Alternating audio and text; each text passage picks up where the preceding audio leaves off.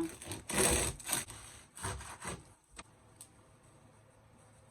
Xin chào cô bác anh chị và các bạn. Hôm nay mình chia sẻ cách làm bánh mì giòn. Bánh mì này thì mình làm mình không cần phải nhồi bột luôn, mình chỉ có thời gian mình ủ bột thôi. Cái cách làm này thì ổ bánh mì của mình nó giòn ở bên ngoài nè, mà ở bên trong thì nó xốp, ngon quá chừng luôn á. Cái bánh của mình nó rất là thơm nữa. Cô bác anh chị và các bạn thích thì cùng làm nha. Phần nguyên liệu thì ở đây mình chuẩn bị là 350g bột mì. Bột mì hôm nay thì mình dùng loại bột mì số 12. Cô bác anh chị nào ở Nhật thì mình mua loại bột mì này. Ở phía sau của cái bột bột nó có ghi cái hàm lượng protein của bột á. Làm bánh mì thì cô bác anh chị chọn cái loại bột mì mà có hàm lượng protein cao thì làm bánh mì nó sẽ ngon hơn, nó sẽ có cái độ dai á. Mình chuẩn bị thêm là 300ml nước. Nước này là nước ấm ấm á. 6g men, một gói này là 6g nè. Mình sử dụng loại men này.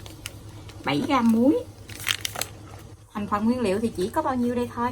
Mình cho muối này vào trong bột để mình trộn cho nó đều lên.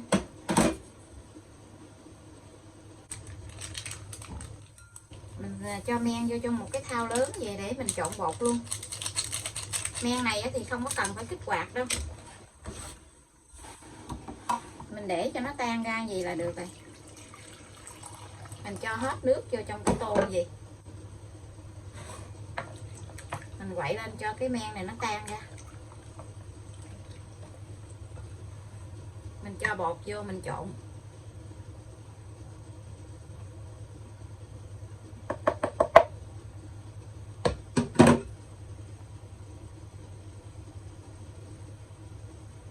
Mình trộn cho cái bột này nó đều lại là được. Mình trộn cho nó hết cái bột khô này, mình trộn cho nó đều lại.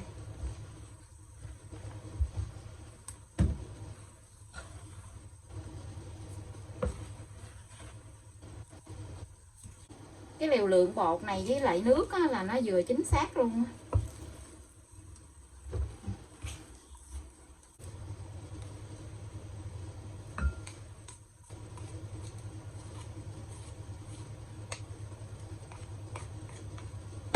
Mình vét cho cái bột này nó sạch với cái tô nè.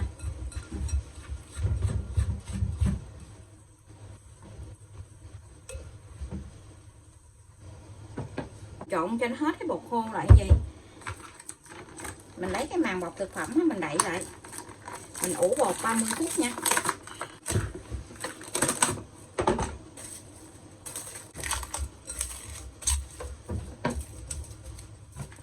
Bột mình để nghỉ 30 phút rồi. Bây giờ thì mình sẽ gấp bột lại nha. Cái men nó rất là thơm luôn nè. Mình chuẩn bị một chén nước để mình thấm tay.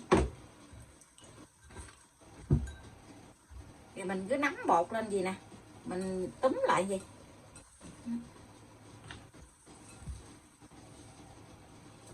Mình không có cần phải nhồi bột đâu. Mình cứ dở lên, mình túm lên, mình nhúng cái tay vô trong cái chén nước á, để cho cái bột nó không có dính tay. Mình nắm cái bột gì mình gấp lại.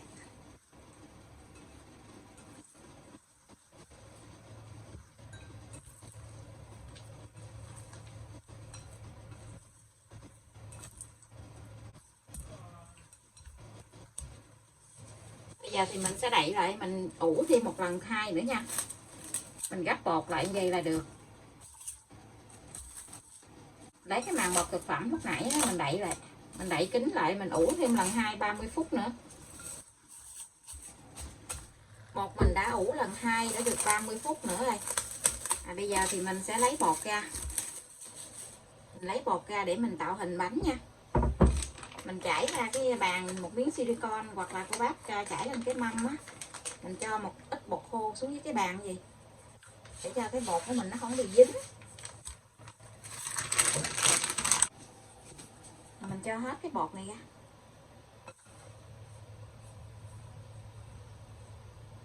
Nó nở lên. Bánh này mình làm thì rất là dễ luôn, chỉ mất thời gian mình ủ bột thôi à. Mình tha tí xíu bột vô trong cái tay gì. Giờ mình cứ gấp cái bột lại gì, không có cần phải nhồi.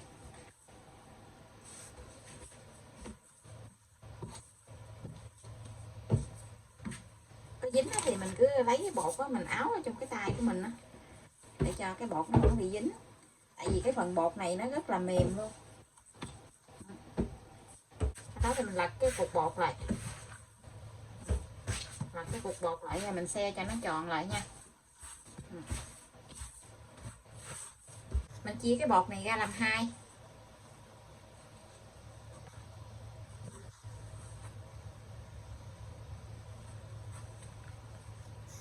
Cái khuôn của mình là khuôn nhỏ đó, cho nên nó là mình làm hai cái bánh. Mình thấy cái bột của mình nó rất là mềm luôn ha.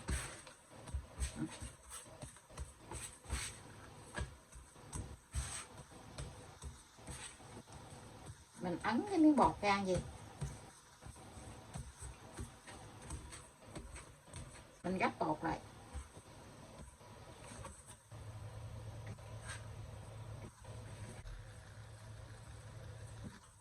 Mình xe tròn cái bột lại rồi mình cái mí bột á mình gấp lại cho nó sát, cho nó dính sát lại á.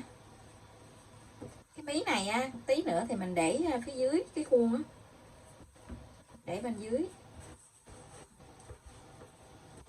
Mình có túm hết luôn cái mí bánh này.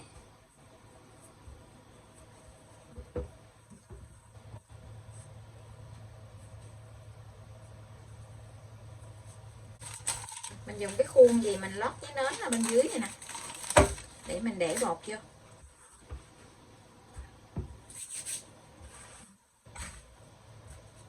Bột này nó rất là mềm luôn.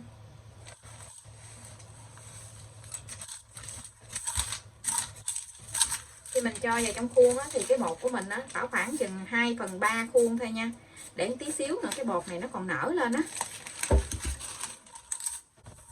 Tiếp theo thì mình làm thêm cái khối bột này luôn. Chỉ có 2 cái bánh thôi, làm cũng nhanh lắm.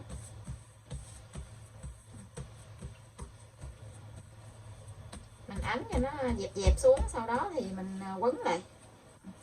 Mình quấn lại gì?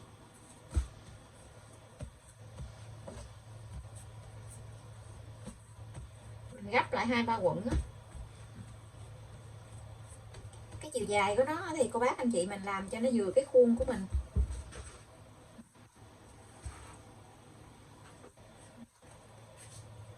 Cái mí này thì mình ép cho nó sát xuống, cho nó dính lại á.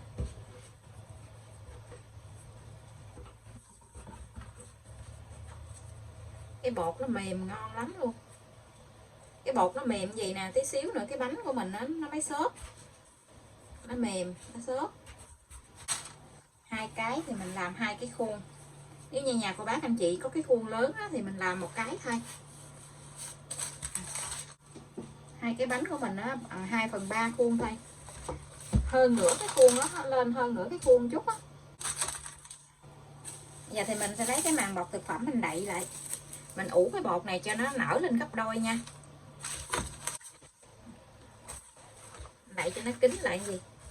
Bột của mình đã ủ nó giờ nó nở lên gấp đôi vậy nè. Trời, nó nở lên quá chừng luôn. Cái bánh bên này nó bự hơn cái bánh bên này ha. Mình lấy miếng bột khô mình để trong cái muỗng lưới như vậy nè, mình gắt lên, mình gắt lên trên mặt bánh á. Cắt một lớp mỏng thôi. Mình gọc bánh thì cái này á, mình muốn gọc làm sao cũng được chứ á, mình tạo hình, mình cắt xéo hay là mình vẽ bông gì cũng được hết. Cái này á, mình cắt cho nó xéo xéo như vậy thôi. Cái dao, cái lưỡi lam á, mình gọc xéo như vậy nè.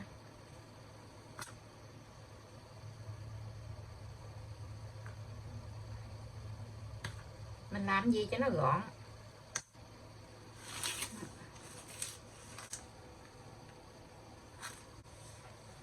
Bây giờ thì mình sẽ đem vào trong lò để nướng luôn nha. Coi nè, nó nở lên gấp đôi luôn. Lò nướng thì mình đã làm nóng lên trước 10 phút rồi. Lò mình có 3 ngăn, mình để ngăn dưới luôn. Mình nướng ở nhiệt độ là 220 độ C. Mở 2 lửa. Thời gian nướng là 30 phút nha.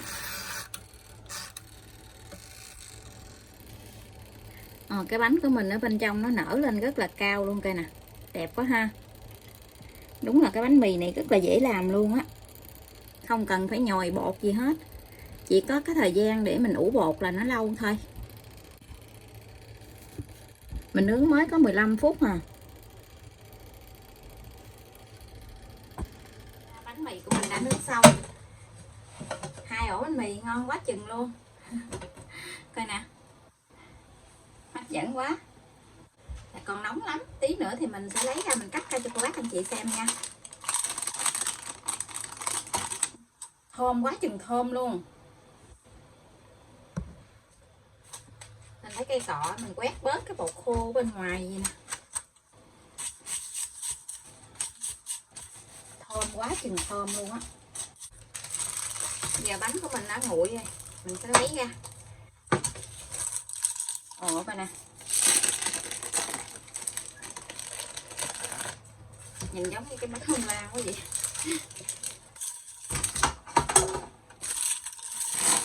Wow,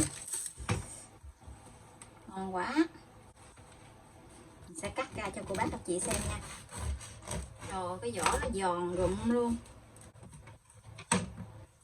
Để mình cắt thêm cái ổ này nữa. Rồi nó giòn.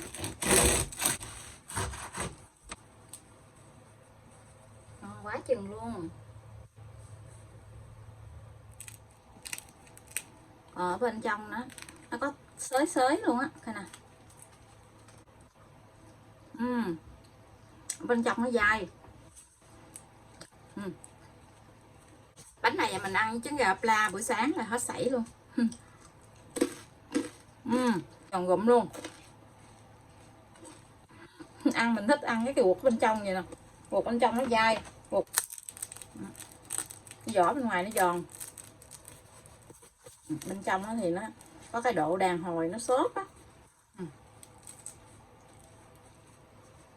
Cái vỏ nó cà giòn luôn, vỏ bên ngoài.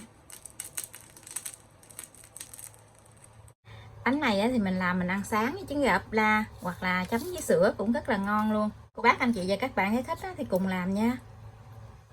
Bây giờ thì mình xin chào tạm biệt, hẹn cô bác anh chị và các bạn lại video tiếp theo. Cảm ơn cô bác anh chị và các bạn đã xem video của mình. Xin chào và hẹn gặp lại.